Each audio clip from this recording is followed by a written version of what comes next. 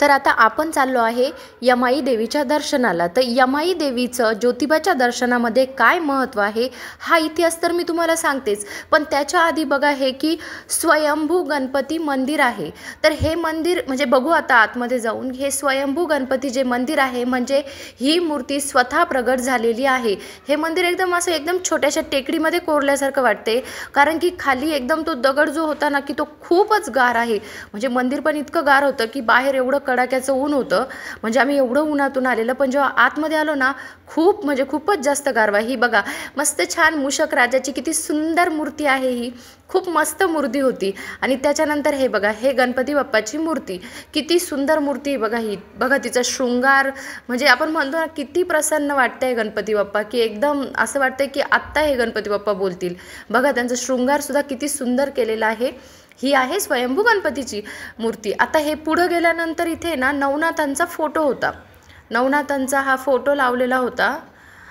आणि त्याच्यानंतर आता हे इथे आहे गणपती स्तोत्र।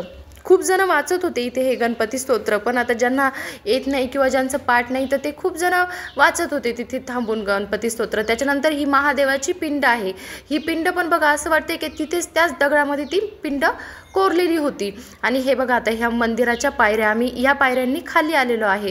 तर बघा किती एकदम छोट्याशा, पण हे मंदिर ना गारच खूप होतं एकदम। बघा बघा वरतून दगड संपलेला आहे बघा मंदिराचा, एकदम छोट्याशा टेकडीमध्ये ते मंदिर कोरलेलं आहे।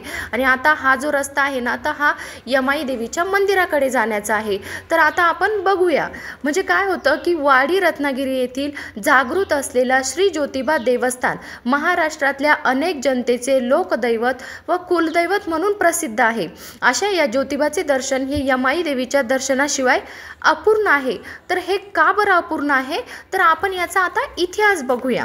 तर रत्नासुराचा वध करून विजयी झालेल्या श्री ज्योतिबांना वाडी रत्नागिरीवर श्री करवीर निवासिनी अंबा मातेने राज्याभिषेक केला। देव, गंधर्व, भैरव, सिद्ध, नवनाथ या सर्वांना या समारंभासाठी आमंत्रित केले, मात्र मूळ पिठी असलेली यमाई देवीला बोलवणे राहून गेले, त्यामुळे ती संतापली। ही गोष्ट चोपडाई देवीच्या लक्षात आली। तिने ज्योतिबांना या आदिमाया आदिशक्तीची माफी मागून तिचा क्रोध व रुसवा घालवण्याची विनंती केली। यमाई देवीची श्रेष्ठता लक्षात घेऊन श्री ज्योतिबांना आपली चूक लक्षात आली। ते देवगणांसह भैरवगणांसह मोठ्या ऐश्वर्याने यमाई देवीची समजूत काढण्यासाठी निघाले। तो दिवस होता चैत्र शुद्ध पौर्णिमेचा।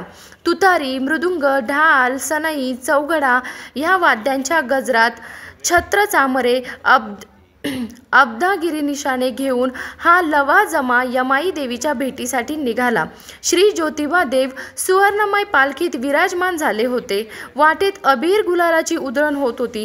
गुलालाने ज्योतिबाचा डोंगर लाल झाला होता आणि चांग भलं म्हणून ज्योतिबाचा गौरव केला जात होता। अशा थाटात यमाई देवीकडे श्री ज्योतिबा येत आहेत हे पाहून यमाई देवीने दरवाजा बंद करून घेतला। क्रोधाने तिने ज्योतिबांना चांगलाच धडा शिकवायचे ठरवले। अर्थात श्री ज्योतिबा रायांचे मनापासून प्रेम होतेच। त्यांनी तिच्या दारात उभे राहून विनवणी करण्यास सुरुवात केली। तिची प्रार्थना केली, तुझ्या प्रेरणेनेच मी या राक्षसांचा पराभव करू शकलो। तुझ्याशिवाय या भक्तांच्या विश्वाचा उद्धार करण्यासाठी मी असमर्थ आहे। हे त्रिपुर भैरवी, तू रत्नागिरीवर चल, तेथे तुझ्या प्रतापाने जगाला दिपवून टाक। तू आल्याशिवाय मी वाडी रत्नागिरीवर परतणार नाही। माझ्या चुकीला क्षमा कर, अशी विनवणी केली। ही विनवणी ऐकून यमाई देवीच्या हृदय सागराला मायेची भरती आली। तिचा राग ओसरला। तिने दरवाजा उघडला। श्री ज्योतिबांनी प्रसन्न झालेल्या त्या भगवती यमाई देवीची यथासांग अनन्य भावे षोडश उपचारे पूजा केली। दिव्य रत्नालंकार, दिव्य महावस्त्रे अर्पण केली। मोठ्या समारंभाने परत यमाईसह ज्योतिबा वाडी रत्नागिरीवर आले। ज्योतिबाच्या अद्वितीय अशा राज्याभिषेकाच्या सोहळ्यानंतर श्री ज्योतिबांच्या विनंतीवरून श्री यमाई देवी ज्योतिबा डोंगरावरच्या उत्तरेकडील चाफे चाफ्याच्या बनात आनंदाने राहू लागली.